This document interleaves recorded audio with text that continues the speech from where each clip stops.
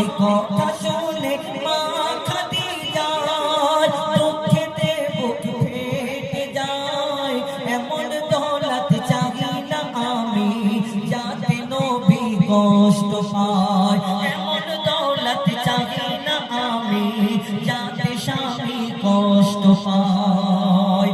পাহাড় সম ধন দৌলত গরিব দুঃখীকে বিলিয়ে দে, পাহাড় সম ধন দৌলত গরিব দুঃখীকে বিলিয়ে দে।